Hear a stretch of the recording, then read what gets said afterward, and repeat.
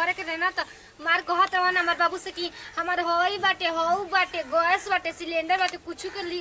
दिक्कत ना होई आपके लड़की के एजिगा इला के मार ना लगते भूसी झोक के हम कबो खाना बनेबे ना करम आज तक से अपना घरे चूल पर तो बनैले ना कब आवत ना बुढ़ऊ तबे बताओ तनी करो के लेवे करे में पैसा तो खूब मार बातें आवत रहे के हई चाहिए हऊ चाहिए जौना लेवे के तवन चीज चाहिए अभी कोन एजिगा कुछ के ठिकाने नहीं खे बनाते खाना खोइहन जा भल बहन जाने जाना काय बैठल बड़ू तो का करी कैसे चूल्हा चके साफ ना होई करी यहाँ पे पैसा लेवे करे में बुझात रहे गैस सिलेंडर किने में भार पड़ता टे सबका घरे गैस सिलेंडर होगा हमें जगह धुआं में मुई गैस सिलेंडर आई कहिए आई मैं पैसा लेके तू मारा तखती मार देनी का बाबूजी कहत रहलन गैस सिलेंडर लेवे के बा कि नहीं काम कर कहिए आ 2 महीना दिन हो गेल हमरा आइले जब ले आदमी तो ऐसे गोइठे पर बनावत नहीं हम गोइठा पका गोइठा पर तो बढ़िया खाना हां तो बनाई रहो हमरा से गोइठा पर ना बनी हाथ तो जर जाता टे गैस पे खाना में स्वाद ना रहला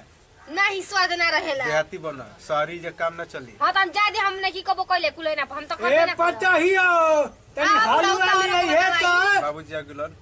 हलवा बना के ले आई है तो खिसेयो जी हन उनकर सामने सीएन का मची आवाज ना उनको को बताती मारा बेला ने बस को पड़ जी ना और इतना बार तो लौड़ी लगा ली हमरा से ना होई हमारा सामने बोलते बाबूजी के सामने मत बोली का हो मैं हम एजा तू एजा का करत रह एजा बैठ के हमारा काटे न तरह तारा तने के नहीं बुझात कि नाश्ता वास्ता न लेला ह नाश्ता का दह तरह के बनल बा गैस रखले बरो तारा नाश्ता वास्ता न बना के ना ले नाश्ता नाश्ता बनाई आपके हमें त का करबो लिपस्टिक मार के खाना ऐस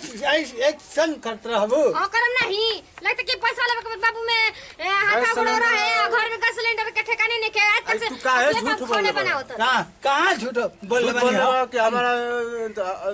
घर एकदम वीआईपी घर पैसा लेवे के बारे में हमारा के बेइज्जत कराओ तो लाख रुपया का हो गई ये कुल जाके हमार पलंग दूसरे के घर में रखाइल बाटे हाय दे का हो इनके तो इनके नहीं के बुझात तो नहीं के हम लियाइम न रे अभी तनी एक दो दिन पैसा दूध देगा सन औ कुल पैसा का हो गई चुप जाए सन पेंशनल पैसा तारा में आइल बा ना हां आइल बा हां तो गैस सिलेंडर ना जब ले लेन त हम लोग खै कोना बनाम जान ले बुढ़ाऊ जाए 2 दिन काम चलाओ ना 2 दिन हम बुढ़ाऊ को त मन को आई हो माय इधर कहां से आइल बिया हो दादा कहां 2 दिन काम चला काय बाबूजी के ढकेला था आई हो माय बताइए अपना आई हो बाबू आई हो माय चल जे बैठ बाहर चल बाहर बैठ बना हमारा सुना होई देखा था ओई 2 दिन काम चला बस यही बार किन के जाई हां आई बेर आई त ना बनी खाना जगर खाए कोई ना गस ना मने बुता हम मार के तार लोला कुछ देम हो कुछ देम अभी जाना नहीं ढेर हवा बनावे लगा तेरी तो चुपचाप रह हम बनाओ तनी चुप रहे के कहत रहो तुम मेरा न सके घुसर कहले रहत मार लौरिए पर गिर जीव हो अभी जानता नहीं खा हमरा के जा हम बनवाते हम जाते नहीं 2 दिन काम चला ला त हाथ हाथ त का करू 2 दिन मर जी त का होई बताइए ना आता ना मर जा तरू हम मर ना जाई अब 2 दिन खा के मर जी का जादी अपन खाई हमर से ना बन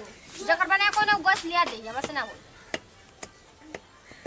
बिना गस के खाना आजकल के बनावता गोठा पर तू कर में धुआं से ए बड़ा चाय लिया जा चिल्ला तारा चाय कुछ ना मिल खाना ना चाय बड़ा खइहन से शहरी में बड़ा चाय पिया तड़न ढेर वाला बनो तुम मारम नो के लौरिया पर गिर जीव हो अरे माई हो जाना तारे कहत न तू जो होनी जा सारा ए आदा ना कोचा खइले बिया मार के बिगाड़ देम हो मनाओ त न्यू करके ए हमारे पास मान 2 दिन काम चलाओ गैस सिलेंडर ना हम ना लिए हमरा से ना होई कुछ कर बनाओ त तू ही कर त ढेर चाय पिए के मन कर ना त अपन बाबू के त पीवा मार करवा हम अपन नैहर चल जाए काल का आज चल जिम नैहर जान नहीं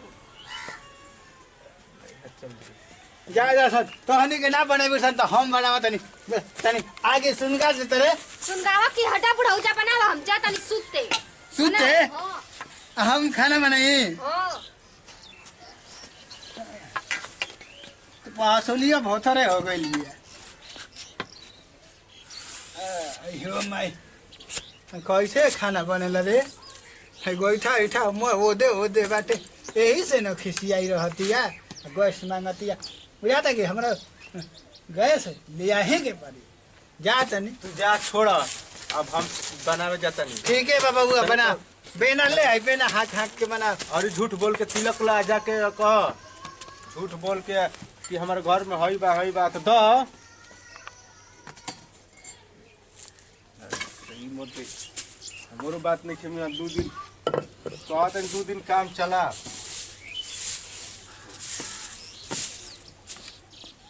सर जारता हुआ तो हम हूं ना बने यो आइल बड़ी ना 2 दिन उपास रहे तो खुद बनावे लगे ना नमस्कार प्रणाम हम नेहा सिंह।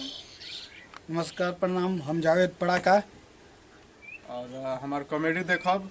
और कमेंट में बताएं कि कैसा हमार कॉमेडी लागत है। तो ये वीडियो के साथ दीजिए विदाई, अगले वीडियो में फिर से मिले, तब तक खाती जय हिंद जय महाराज जय भोजपुरी समाज।